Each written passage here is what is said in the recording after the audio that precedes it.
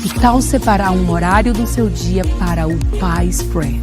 As nossas reuniões de oração online são uma forma incrível de fortalecer os seus laços com o corpo de Cristo, enquanto exercita seus músculos da fé por meio da intercessão. Tenho convicção de que um de nossos diversos horários se encaixa na sua rotina.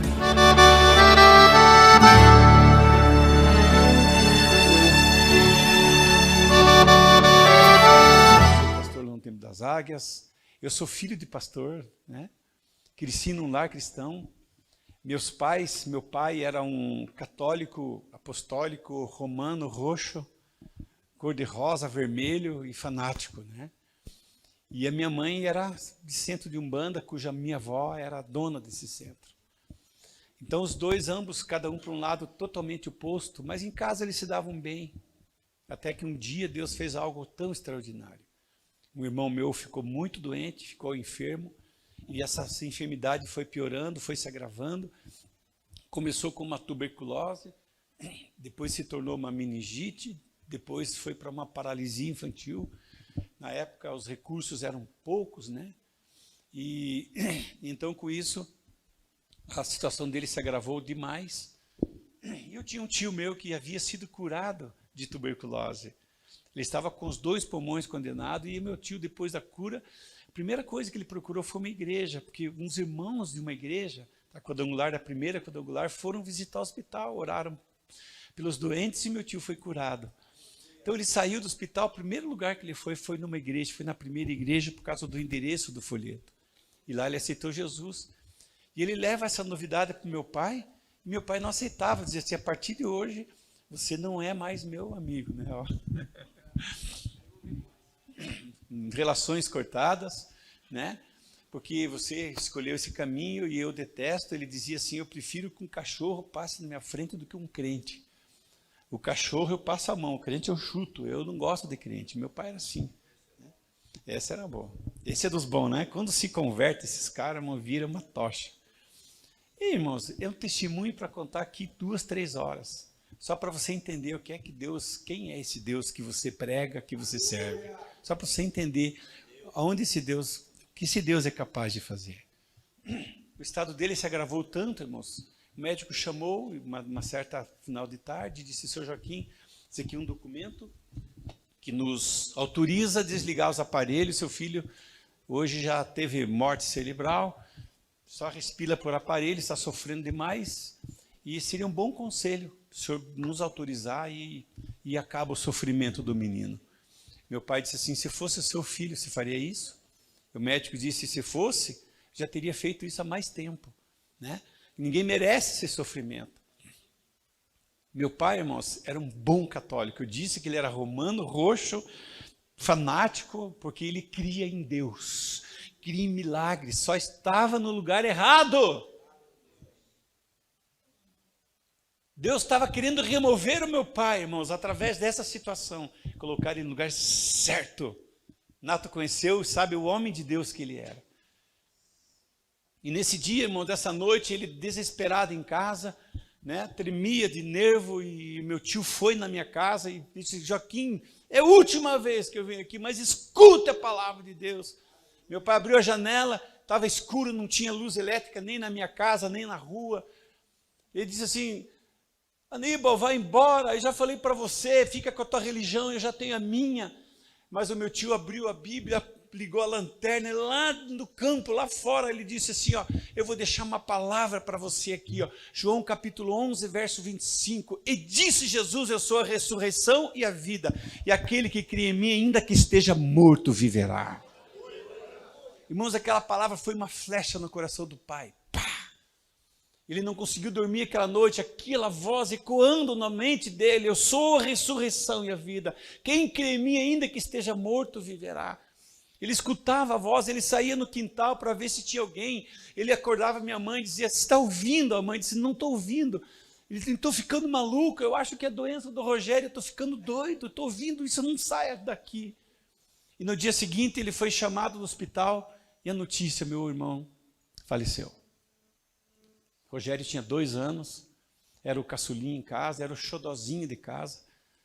Meu pai tinha, nós éramos nessa época em 5 irmãos, ele era o 5º. Mas aquele pai amoroso, né, que não quer perder ninguém, né? Aliás, nem pai quer perder filho. Então, nosso mundo desmoronou. A casa caiu. Irmãos, quando o Rogério chega em casa, eles não conseguiam fechar o caixão dele, porque a meningite, a cabeça dele ficou enorme, né? A tuberculose deixou ele pele e osso. Quem assistiu o ET, aquele filme do ET, exatamente aquilo. Cabeça grande, corpo fino, parecendo os ossos, e todo retorcido. O caixão não fechava, porque eles não conseguiram arrumar as mãos e as pernas dele. Aquela cena horrível, irmãos. E aí meu pai entrou no quarto e eu era... Esse aqui é o Timothy, meu netinho, ele não me larga, né?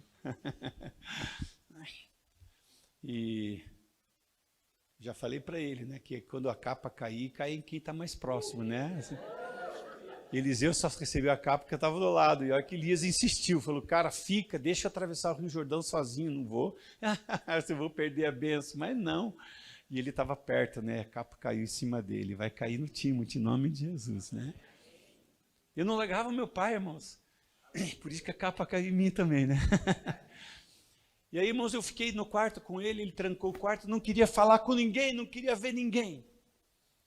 E a gente deitou ali e ficamos. E eu lembro perfeitamente, irmãos, eu tinha nessa época de 7 para 8 anos. Eu me lembro que, madrugada, meu pai acordou e ele andava dentro do quarto buscando resposta, buscando respostas. Eu lembro das orações que ele fazia, por que comigo? Por que eu tive que passar por isso? Irmãos, a história é tão longa, eu não quero me delongar, eu quero entrar na palavra com vocês, mas eu quero que isso fique no coração de vocês. Buscando respostas. Irmãos, ele foi de Curitiba para Paranaguá com uma cruz nas costas. Minha mãe gastava tudo que ela tinha, gastou tudo que ela tinha em centros de umbanda, trabalho para cá, trabalho para lá, e nada aconteceu. E nesse dia, irmãos, ele tinha uma Bíblia católica, aquelas grandes assim, lembram? Grossa, toda ilustrada com desenhos, né? Ah, tipo a Barça, isso mesmo, né? Era da Barça? É, essa mesmo. Ele tinha na cabeceira da cama aberta, assim, aquela Bíblia sempre. Aí ele teve uma ideia, falou, Deus, eu quero que o Senhor me responda aqui. Quem crê, irmãos, que Deus se responde na palavra aí? Com certeza, irmãos. E é isso, esse é um dos assuntos aqui hoje. Eu quero que o Senhor me responda aqui, ó. Aqui, ó. E aquela Bíblia aberta na cabeceira da cama, ele bota os seus olhos na Bíblia. Coincidentemente estava em João. Coincidentemente, capítulo 11. E os olhos dele foi no 25. E disse Jesus, eu sou a ressurreição e a vida. Aquele que crê em mim, ainda que esteja morto. Ele pega aquela Bíblia, mas ele levanta para o céu e diz assim, Deus, se você de fato existe, Jesus, se você de fato se importa com a minha vida, se esse livro de fato é a palavra de Deus, então ressuscita agora, meu filho, eu vou ser um pastor até o último dia da minha vida, eu vou pregar esse evangelho. E nessa hora, irmãos, Rogério sentou no caixão, ele ressuscitou, irmãos. Eu lembro da minha mãe batendo na porta, quase derrubando a porta do quarto. Eu me lembro o pai abrindo, e ela invadiu o quarto, dizendo, Joaquim, o Rogério está sentado no caixão. Aí eu lembro as pessoas, aquele tumulto na sala, minha avó, meus avós, meus primos, meus tios, todo em volta ali, olhando para ele, pegando, não sabia o que fazer, irmãos. E o meu pai pega nele, ele gelado, ele enrola o meu irmão, corre até a polícia rodoviária que tinha ali no trevo, ali, onde hoje é o Sans Club, tinha um posto rodoviário ali de polícia. E ele vai naquele posto, aqui, e o guarda pega meu irmão, vai para o hospital, chega lá, o médico diz, não, ele está morto. Ele não está morto. Dá uma olhadinha, e ele colocou o estetoscópio e ali o coração batendo, e o médico ficou, cara, que loucura.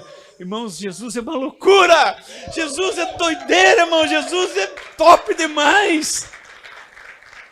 E sabe, irmãos, o que meu pai fez o resto da vida dele? pregou o evangelho até morrer. E eu vou pregar esse evangelho até morrer, irmãos, porque não encontro sentido na vida não sem Cristo. E não há motivo para mim viver se não for para pregar o evangelho de Cristo e levar essas boas novas a toda a criatura.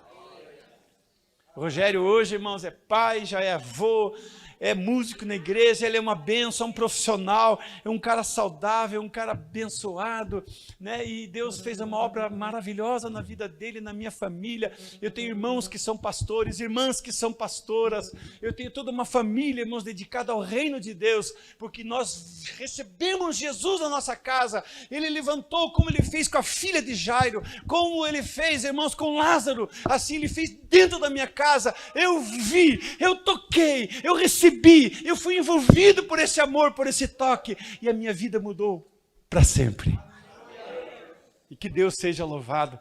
Eu precisava compartilhar isso com você, né? Para você saber que Jesus Cristo é o mesmo ontem, hoje e eternamente. Isso aqui é para espantar os demoninhos. Ah, é verdade. Tem uns capetinhos aqui mesmo. Obrigado, pastor. Já vou embora. Amém? Pastor Josué, eu faço parte da diretoria da Sociedade Bíblica no Paraná, né? E a gente ganhou de presente alguns exemplares para que a gente possa compartilhar com amigos. Eu quero compartilhar com você, né, esse estudo do expositor, tá? Que tem comentário versículo por versículo do Jimmy Swaggart. Fantástico, muito bom. Bom, como prova do carinho e da nossa aliança. Quero estar mais próximo de você, pastor. Você é um homem de caráter, um homem de exemplo, você é um homem de Deus e que você inspire essa geração, esses pastores cada dia. Eu te amo, eu amo vocês. Amém? Que Deus te abençoe. Irmãos, vamos para a palavra? Amém? Glória a Deus. Quero compartilhar com vocês um pão que está lá em Mateus capítulo 9, verso 14.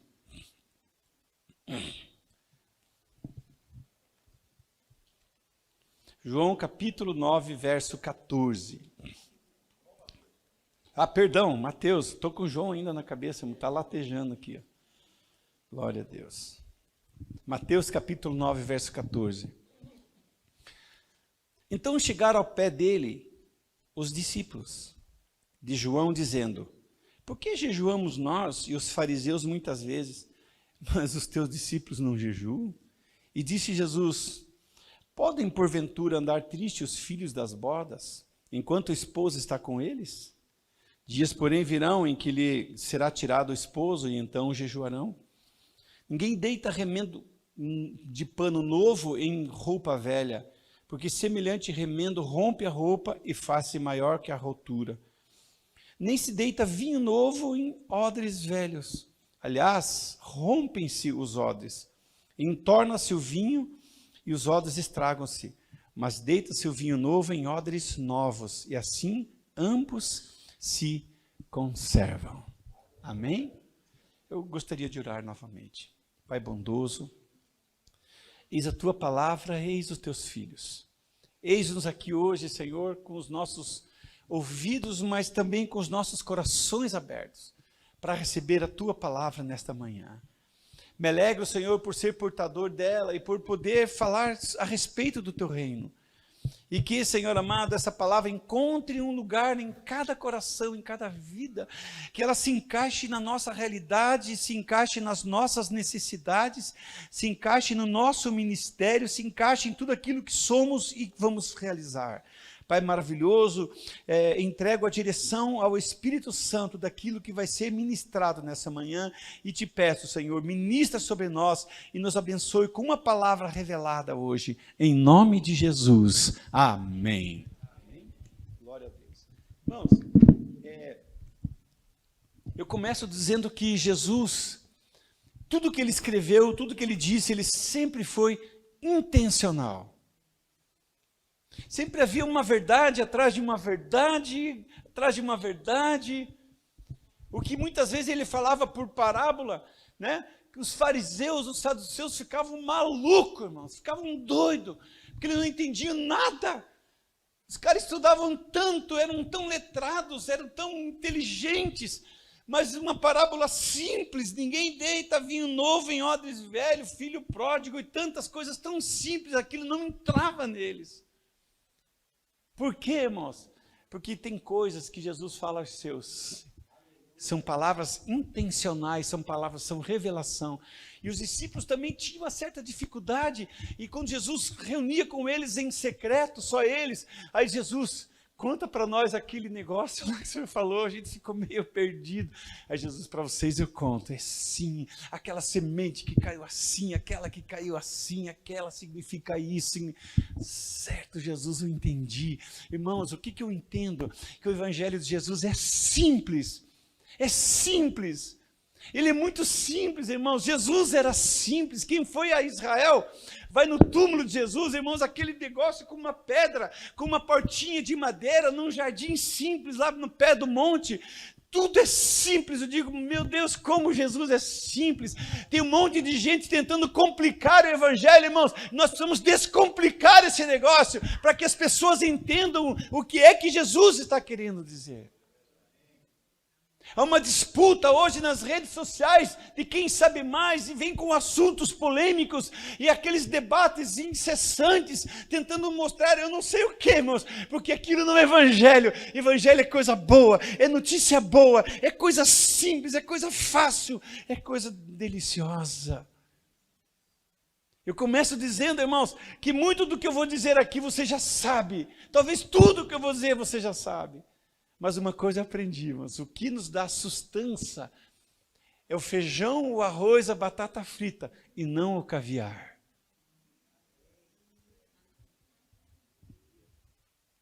A gente espera o caviar, irmãos, mas é só para se divertir. Mas o que vai manter a gente em pé é o feijão e o arroz. É aquilo que sempre está sendo batido, sempre debatido, sempre ensinado. E esses valores maravilhosos, a gente precisa recarregar nossas baterias, nossas memórias, trazer aquilo que traz esperança, né? Então, Jesus foi intencional quando escreveu esse texto. Ele tinha algo na mente. Ele não estava falando propriamente dito do odre, mas ele estava falando do ser humano. Ele estava falando ao meu respeito, ele estava falando ao seu respeito. Ele estava falando sobre a nossa existência, sobre as nossas atitudes. Ele estava falando sobre o meu ministério, ele estava falando sobre nós. Essa era a tônica desse verso. Então, irmãos, como eu disse, por trás de uma história sempre tinha uma verdade, talvez muito mais profunda. E é sobre isso que nós queremos falar para vocês.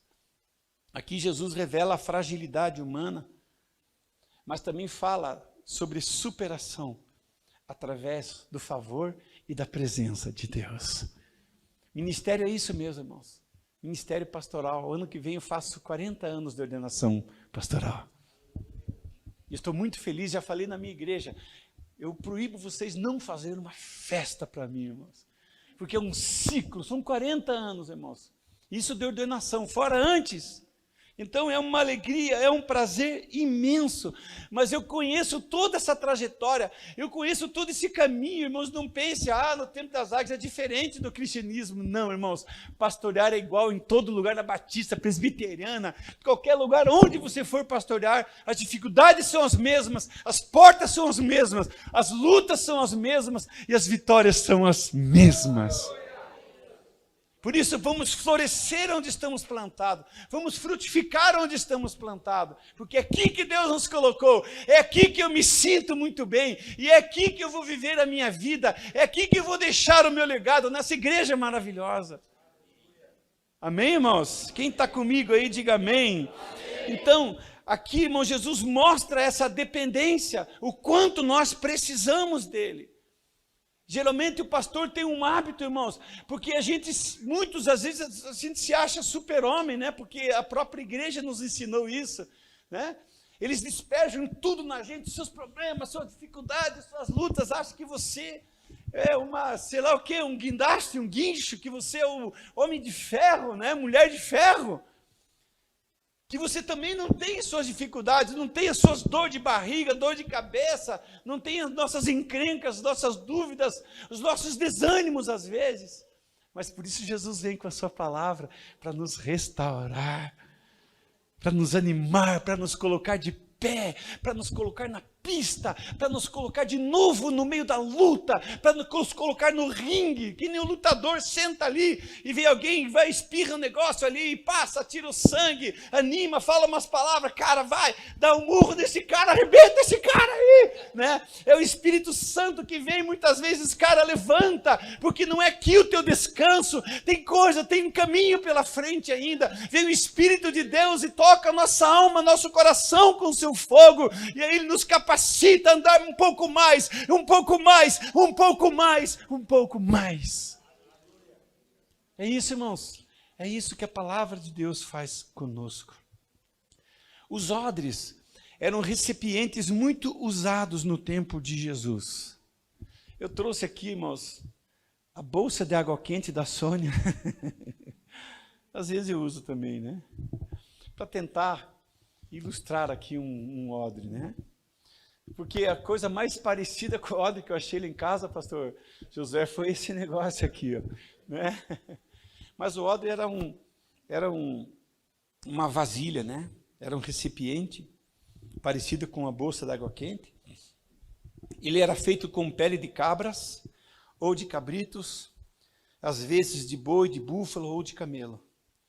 A pele passava por um processo que era curtida e defumada, né?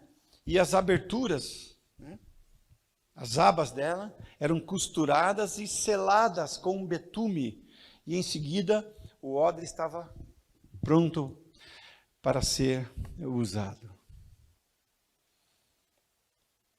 Talvez você, antes de chegar aqui, você teve todo um processo também. E Deus preparou você para ser quem você é. Eu quero declarar para vocês, pastores, você está no lugar certo. Você não está aqui pela vontade humana. Você não está aqui, você não caiu de paraquedas aqui não, pastor. Não. Você está aqui pela graça e favor de Deus. Um dia o Senhor escolheu você, a Bíblia diz, Deus falou isso a Jeremias, Deus falou isso a Isaías, Deus falou isso a Amós, Deus falou isso a tantos profetas. Eu escolhi você antes que você nascesse, eu já tinha escolhido você, separado você. Então, irmãos, todo pastor, todo homem de Deus tem que ter essa consciência, irmãos. Ninguém está aqui de graça, ninguém está aqui demitido, ninguém está aqui porque não tinha o que fazer na vida, irmãos. A gente está aqui por uma missão especial. Deus escolheu, pôs o carimbo, pum!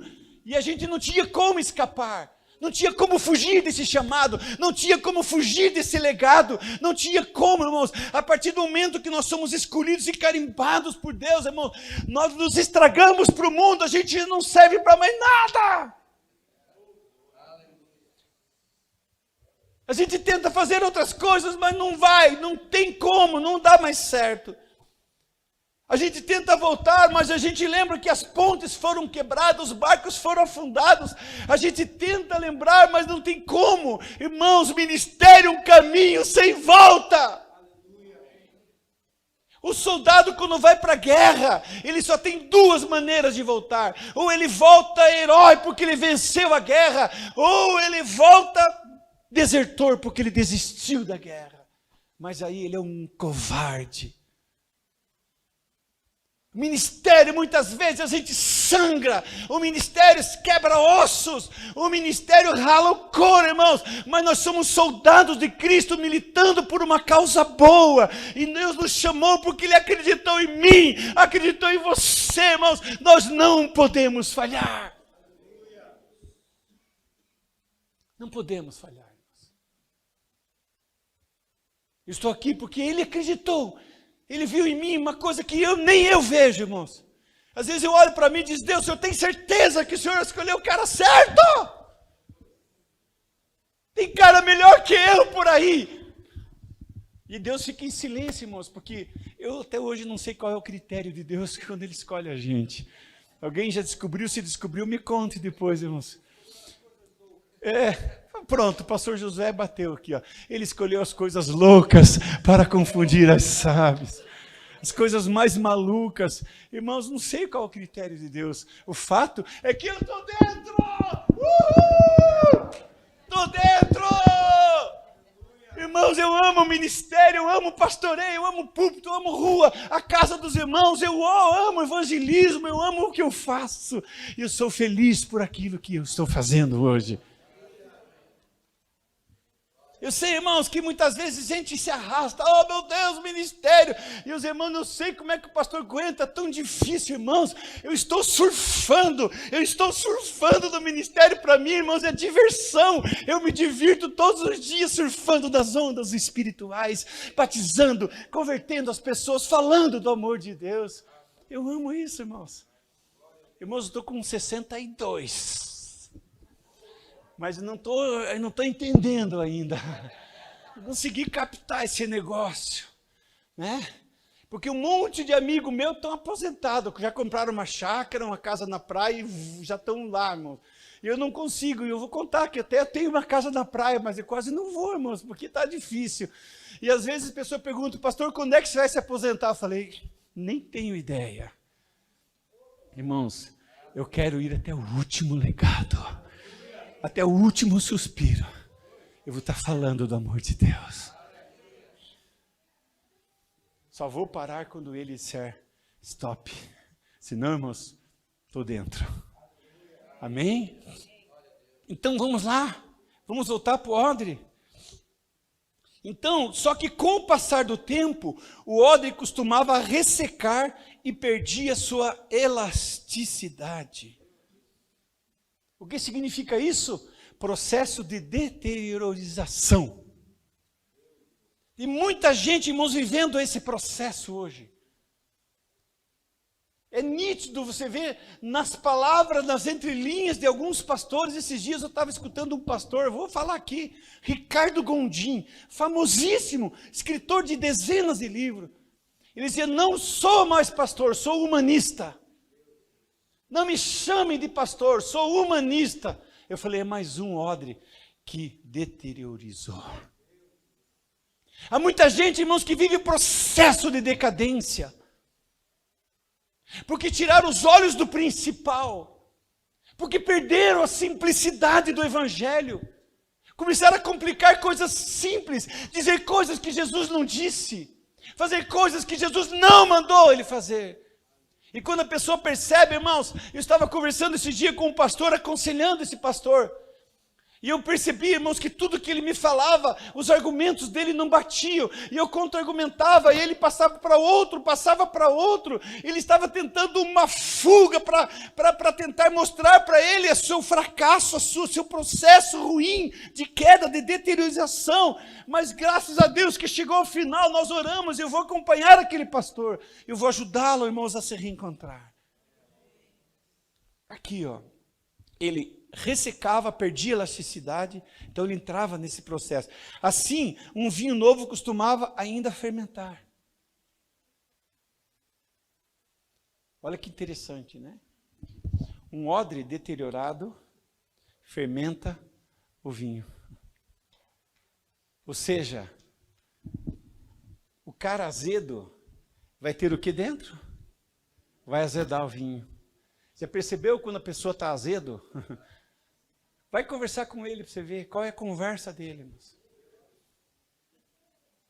E muitas vezes você olha a deteriorização, parece que o cara murchou, ele não é mais a mesma pessoa.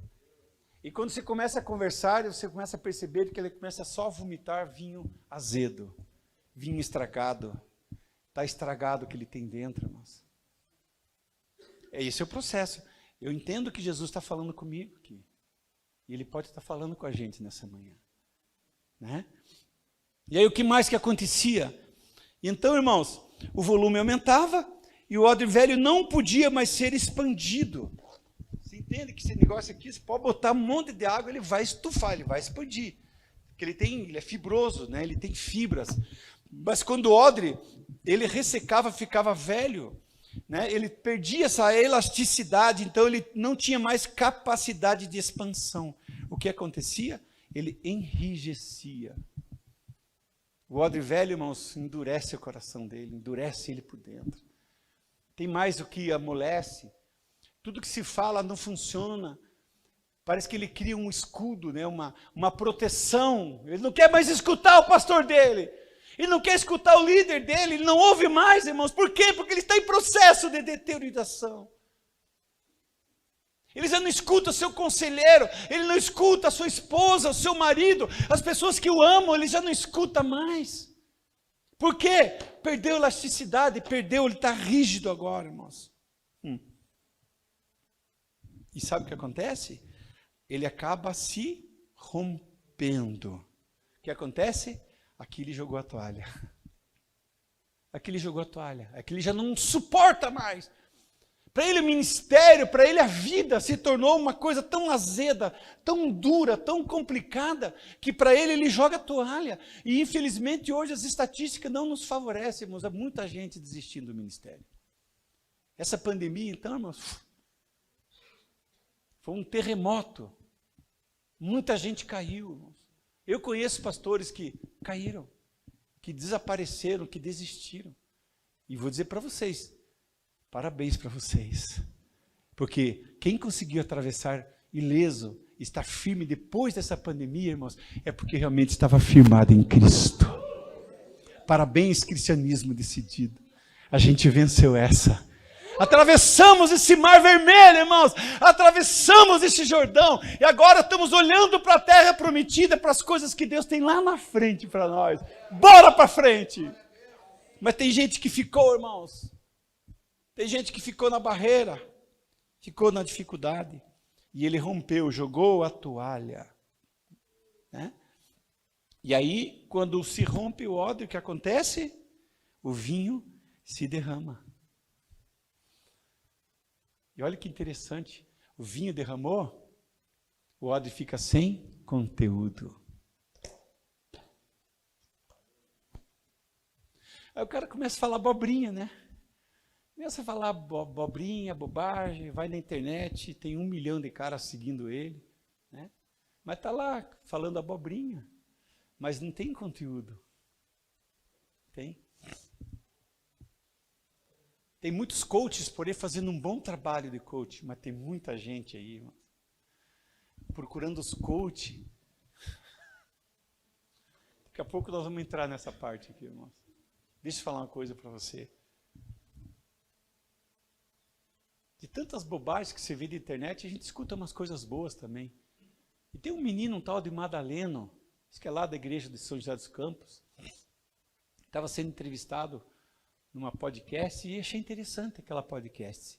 Perguntaram para ele assim, sobre aquele negócio das idades, eu não entendo muito disso, né? A meninada aí entende. Da geração X, geração Y, geração W. Eu nem sei qual é a minha, irmão. Já falaram que eu sou baby boomers. Sei lá. Eu gostei do nome, baby. Ficou legal aqui, né? Mas ele falou que existe uma geração, e é a geração do meu neto para cima, né? Tem 12 anos. Ele disse assim, olha o que está acontecendo com essa geração. O que eles estão buscando na igreja? Olha só, pastores. Eu amei isso. Ele falou assim, ó. Hoje, a maioria dos pastores pintaram a igreja de preto. Eu não tenho nada contra isso, irmão. Tem umas nossas que são assim também. Colocaram iluminação. Colocaram LED. Isso para tornar a igreja atrativa. Só que todo mundo já tem. Então isso já não é mais atrativo para essa geração. E sabe o que é que está atraindo a nova geração? Confiança. Eles querem numa igreja que eles olhem para aquele pastor e digam, eu vou depositar o meu futuro, a minha família na mão desse pastor aqui, ó, porque ele sabe aonde ele vai nos levar. Eu acredito que esse pastor é de Deus. Eu acredito que ele vai me levar às águas tranquilas, aos pastos verdejantes. Eu acredito que ele vai me orientar na palavra. Eu acredito que quando eu precisar ele vai me ajudar. É essa igreja que eu quero. Então, pastores, não se preocupe mais se a tua igreja não tem telão de LED. Não se preocupe, irmãos. Tem um pastor que as pessoas confiam. E é isso que essa geração está buscando. É isso. Pastores que tenham conteúdo. Eu vou repetir, conteúdo. Eu vou dizer de novo, conteúdo, irmãos. Então se encha de conteúdo. Seja cheio do Espírito Santo, cheio da palavra de Deus. Seja cheio de conteúdo. Que quando eles tocarem você, dizer assim, me dá esse vinho. Você diz, pode tomar quanto você quiser, querido. Está aqui. Homens que tenham conteúdo. Quem está deteriorando, pastor, já vazou tudo que ele tinha. Tudo que ele tinha.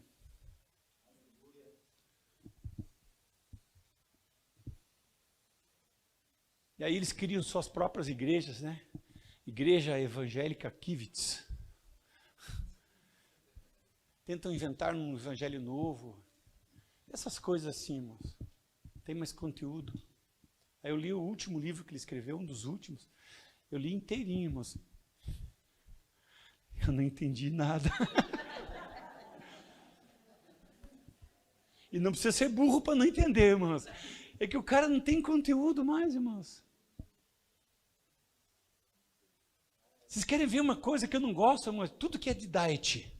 Ah, tem esse doce diet, tem esse chocolate diet. Irmãos, já comeram chocolate diet? Não? Quem alguém já comeu? Pensa num trem ruim. Hã? É ruim, né? É ruim, pastora? Eu também acho. Já comeu, pastor José? Não é.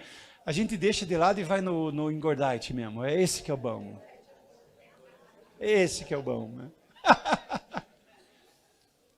Vocês estão entendendo, irmãos? Quando o homem passa pelo processo de deteriorização, ele perde o sabor, ele perde o gosto, ele perde a alegria, ele perde o prazer, ele perde o conteúdo. E é por isso que a palavra de Deus insiste, dizendo, permaneçam em mim, e que a minha palavra permaneça em vós, para que você dê fruto, para que você tenha conteúdo. Quem está comigo aí, diga amém. Oh, que bom, irmãos, glória a Deus, glória a Deus. Dessa forma, tanto a bebida quanto o vasilhame eram perdidos. Eu fico pensando, irmão, esses dias a Carmen Silva fez aniversário, e esse irmão que eu acabei de dizer o sobrenome dele, fez uma homenagem. Colocou uma música dela na íntegra, assim, na rede social dele. Essa música diz assim, ninguém me ensine a ter fé, eu tenho fé no que eu quiser.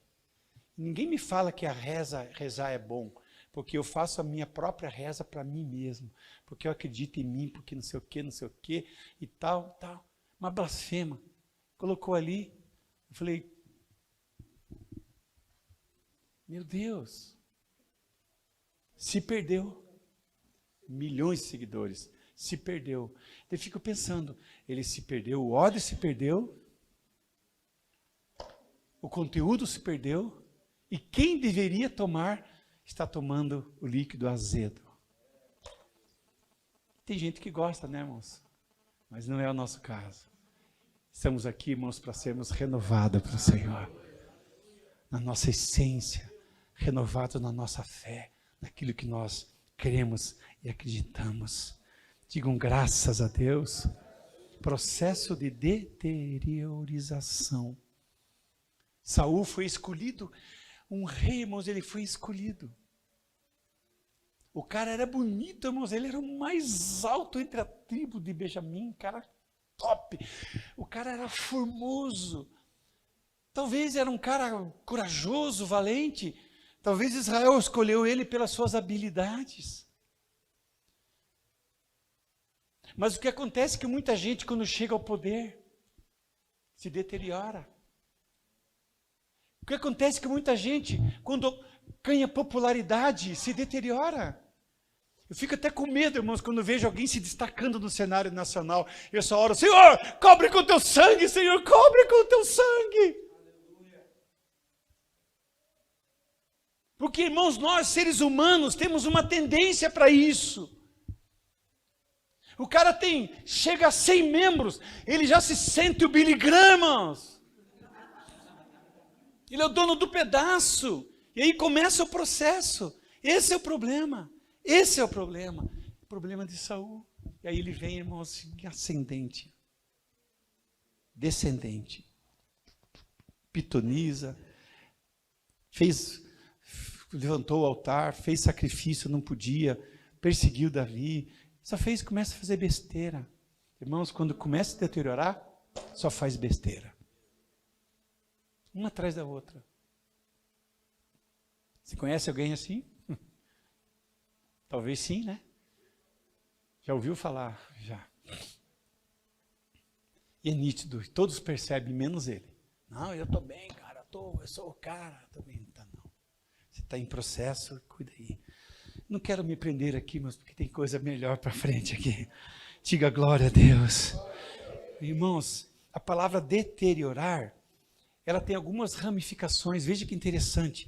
As ramificações dela: arruinar, estragar, decompor, danificar, destruir, desgastar. Qualquer uma dessas encaixa quando o odre se deteriora. Qualquer uma dessas coisas. E aí eu pergunto: pastor, quando é que o pastor fica velho? Não estou falando idoso, estou falando velho. Que idoso nós já estamos, né, pastor José? Hã? Veterano fica melhor. Veterano, né? Veterano. Maduro, né? Mas não é isso, irmãos. Eu estou falando envelhecer, deteriorar, perder o seu vigor, perder, se decompor, se danificar, se desgastar. Quando isso acontece? Quando isso acontece? Alguns sinais, irmãos. Alguns sinais. Vocês querem ver aqui? Por exemplo, quando ele deixa de ouvir Deus. Ele vai preparar uma mensagem, ele vai na internet, fica procurando até achar uma. Daí ele faz o Ctrl+C, Ctrl+V, manda ver.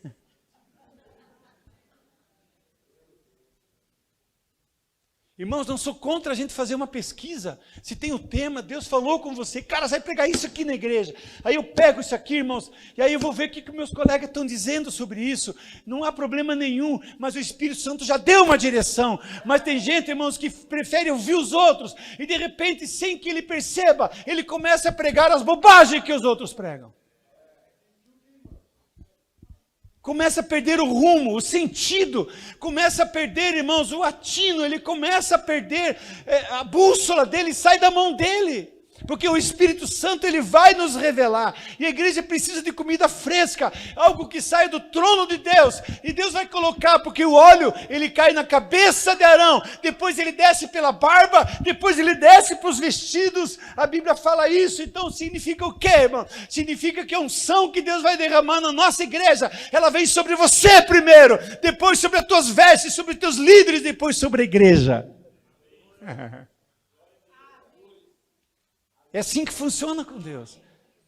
É por isso que nós, os homens de Deus, temos que estar habituados a isso, irmãos, a ouvir Deus. Amém, irmãos? Outro problema é quando passamos um estado crítico. Às vezes passamos por uma situação crítica. E se a gente for engolido por isso, irmãos, preste atenção, pastores, nós não podemos ser engolidos pelas situações.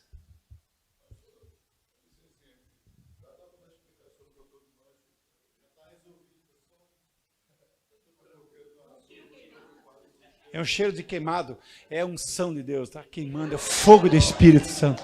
Brincadeira. Que horas está marcado? É 10h30? 10h15? Não me lembro. Tá bom. Mais 3 minutinhos aqui. Ok, irmãos? É o inimigo tentando impedir. O negócio é fogo mesmo, irmãos. É fogo. Provavelmente seja o ventilador. Mas vamos lá. Chimarrão que está quente, irmãos. Olha só, né? Então, eu quero terminar essa parte aqui, já estou encerrando em 2 minutos. Daí a gente vai ter um intervalo, a gente volta para descascar. Como é que a gente vai resolver isso, né? Então, nós nos tornamos muitas vezes murmuradores. Já viram aqueles pastores que começam a entrar no processo de murmurar? Porque o pastor Josué, porque o pastor fulano, porque o presidente Bolsonaro, porque aquele irmão, porque eu não sei o quê. Não entra nessa, pastor. A gente sabe qual é o destino dos murmuradores, a gente sabe. A gente sabe para onde vão os murmuradores.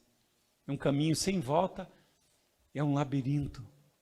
E aí isso começa a entrar. Se você perceber que o pastor começa a ser murmurador, pode ter certeza, ele está em processo de deteriorização. Outra coisa, irmãos, qual outro sinal, né, que da gente se deteriorar? Quando nós nos entregamos às fábulas. Outro dia um pastor famoso, irmãos, o cara era até amigo meu, viajamos juntos. Foi para a internet, 500 mil seguidores. Irmãos, até hoje eu acreditei nisso, a partir de agora eu vou acreditar nisso aqui. Falei, o cara tem 40 anos de crente e deixa de acreditar numa palavra, algo que Deus deu, na sua formação e vai para cá. Por quê? Aí ele começou a alegar, irmãos, fábulas. Um outro dia encontrei um pastor e disse, pastor, eu li um livro, e a partir desse livro eu mudei a minha pregação, eu vou mudar a minha vida, eu vou mudar tudo, porque esse livro mexeu e desacreditei em todo o meu passado. Eu falei, você está louco? Eu falei, mas eu também encontrei esse livro, encontrei um livro igual esse também, que fez com que eu esquecesse todo o meu passado, que ampliasse, eu quero pregar esse livro todo dia. Que livro é esse, pastor Sérgio? Eu falei, a Bíblia Sagrada. Irmãos, o cara começa a entregar as fábulas. Já era. Eu tentei salvar um pastor do Ricardo Gondim, não conseguiu, e hoje ele está sem igreja, perdido, não sabe o que faz da vida, quer retornar para o ministério, está desmoralizado. Falou mal da igreja, falou mal de pastores, falou mal de tudo. E hoje está difícil, irmãos. Entregou-se às fábulas. Isso aqui, irmãos, é dicas. Isso aqui são armadilhas que muitas vezes nos ressecam, destroem nosso ministério. E a gente precisa entender isso. Né? Nós precisamos entender isso. Muitos corações estão ressecados por causa do pecado. Uma concessão aqui, outra concessão ali, outra concessão ali.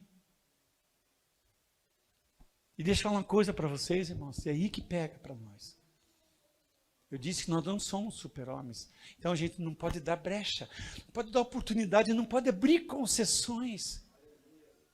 Aquela chamadinha na internet para um lugar secreto, só aquela passadinha, aquela visitinha, aquela conversa, aquele negócio, aquele dinheiro, sabe, aquele olhar, sabe, irmãos? Pequenas concessões, grandes desastres. Que o diabo trabalha assim, irmãos, sutil. E nós, os pastores, temos que entender o que Paulo nos ensinou. Ele disse assim, já estou crucificado com Cristo. Já não mais eu vivo, mas é Cristo que vive em mim. E a vida que eu tenho não é minha, mas é dele, que morreu e se entregou no meu lugar. A vida que eu tenho não é mais minha. Eu disse isso no Lidere, né? Eu gosto de uma imagem que corre na internet, Cristo crucificado, e na parte de trás da cruz tem um cara crucificado. E eu olho para aquilo e digo, sou eu estou crucificado com Cristo. Não, mas eu vivo, mas é Cristo que vive em mim. Não vou dar concessões. Quando o diabo disser, vamos para um lugar secreto, eu vou dizer para ele, eu já estou num lugar secreto. Vamos nos divertir um pouquinho. Eu vou dizer, estou me divertindo muito. Eu tenho uma proposta para você. Eu falei, impossível, porque o Cristo me propôs algo que é para a eternidade e nada vai mudar isso na minha vida. Então o pastor tem que ser firme, o pastor tem que ser rígido, tem que ser decidido, irmãos, e não deixar que o diabo reine, que o diabo impere, que o diabo tire casquinha, que o diabo nos provoque. Não, irmãos, vamos estar firmes, constantes e abundantes em Cristo. Sabendo que tudo o que você precisa está em Deus, tudo o que você precisa está em Cristo, todas as nossas necessidades estão em Cristo, sejam elas quais forem, estão em Cristo, e Ele vai nos saciar. Quando há falta de arrependimento, irmãos, um dia desses eu falando com o pastor, ele falou, aconselhando, eu aconselho muitos pastores, irmãos, muitos pastores. Fora da igreja Templo das Águias, muitos. Tem muitas pessoas que saem das denominações, criam suas comunidades. Pode ser bom, mas pode ser uma faca de dois gumes. Vou falar uma coisa para vocês aqui, irmãos. Um veterano pastor. Valorizem esse homem aqui. Semana passada eu preguei para 80 pastores de várias comunidades. Eles têm fome, eles são ovelhas sem pastor. Eu vou dizer que hoje, irmãos, existe uma comunidade de pastores, pastor Josué, que são ovelhas sem pastor. Valorize, irmãos, uma liderança espiritual, uma cobertura espiritual, umas asas sobre você. Você não tem noção, irmãos, o que isso significa para um pastor, para um ministro. Significa muito. E você sabe, hoje tem uma moda aí correndo. Tem um pastor esses dias, um desses pastores, minha cobertura espiritual é o apóstolo fulano. Falei, de onde que ele é? Ele é lá do Amapá. Falei, mas você mora onde? Aqui em Curitiba. Falei, tá bom. E a igreja dele, tem 10 mil membros. Falei, e ele cuida de você? Puxa, o cara é bom, hein? O cara é bom, hein? A asa é grande, né? Entendeu?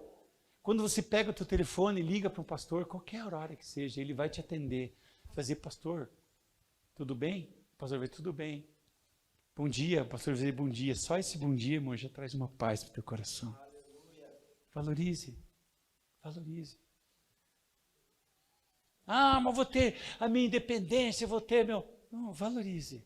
Isso é muito maravilhoso. Você ter alguém sobre você, que você pode chamar de pai espiritual, pai ministerial. Isso é muito importante. E esse pastor dizia, e ele veio, confessou um pecado, eu falei, irmão, para com isso. Comecei a trabalhar com ele, ele falou, pastor, mas a minha consciência não me acusa. Falei, você está maluco? Você está de brincadeira comigo? A tua consciência, teu livre-arbítrio é uma bênção, um bom medidor de pecado, de fracasso. Não, mas a consciência foi Deus que deu. Falei, mas o diabo pode usar também. Se o Espírito Santo não for o dono da sua consciência.